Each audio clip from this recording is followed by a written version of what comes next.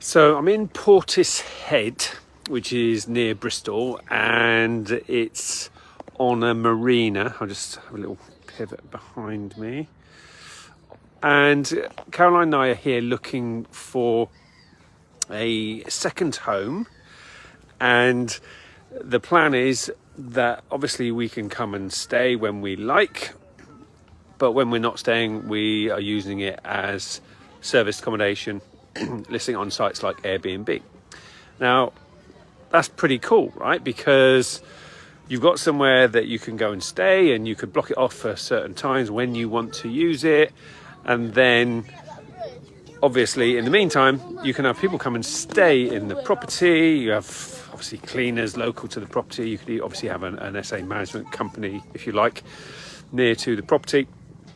And the guests are obviously contributing towards your overheads, your bills, right? So you've got mortgage on the property and other costs, etc.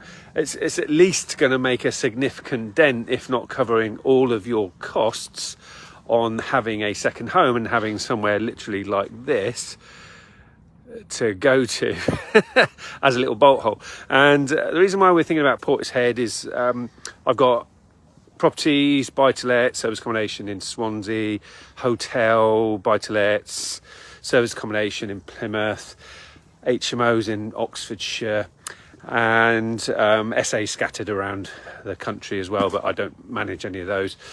But it's quite a good spot, isn't it, for being in between Swansea and Plymouth, etc. I've got family and friends there. So the reason I'm posting this is this something you've considered? Because you could have a think about somewhere that's nice to go to, that you could use it as a bolt hole, but when you're not using it, list it as a service accommodation property, literally paying your mortgage or paying the bill. So we're looking to buy it with a company mortgage, and with those benefits that we would be able to get as a result of buying it using one of our companies. And another thing that I wanted to share with you, right, is we're literally, Caroline and I are staying here in Portishead. We're staying in a Airbnb for the 2 nights, so that we can properly check out the area, check out the bars, check out the coffee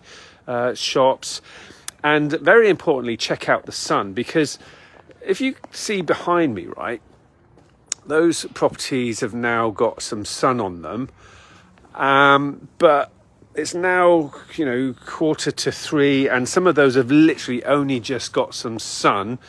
And then properties on this side of the marina are definitely better off when it comes to the sun. And some of the ones we've done 4 viewings today, some of them are literally at this time of year in the winter getting no sun on their balcony or in any of their windows at all until it gets quite late in the day.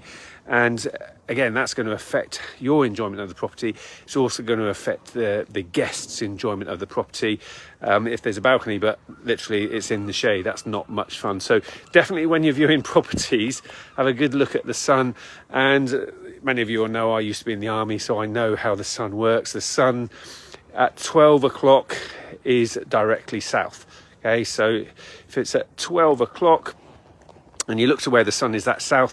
And obviously the sun rises in the east and sets in the west, and it's moving from left to right in the sky, and it gets a lot higher in the summer, so you get a lot longer sunlight later in the day in the summer. So really, really important that you view properties during the day, hopefully when you can see where the sun is, because don't just trust what agents tell you in terms of, it's south facing and all of that. Be able to work it out yourself. And don't just view in the evening where you can't appreciate what is going on with the sun. The amount of people that buy properties or get properties, it's only once they moved in they realise that the sun is shit. And that's when they realise what a big mistake they made. So hopefully that's helpful, everybody. It's something to consider, isn't it? Going and getting a nice bolt hole somewhere. And then when you're not using it, list it as a service accommodation property to pay the bills and pay your mortgage, etc. And you've got an investment property as well that's going up in value over time. Even if you're not making a profit on it, if it's at least paying your bills, then what's not to like with that one? So Do you like that concept? Let me know in the comments. Let me know if you've got anything like that. I do know some friends of mine have got a bolt hole here. They've got a boat, which I was just having a look at, that is on this marina. And I like my boats as well. So I'm definitely thinking about maybe putting a boat here. I've got a nephew just literally not far away as the crow flies in Cardiff. He's got a nice boat there. So that's why we're thinking about this place. So give you one last look at it before I sign off, just to get you to see why it is we're looking for a property to stay in here. And so where would you like a property as a second home? Do you like the idea that I just shared with you? Did you find that useful?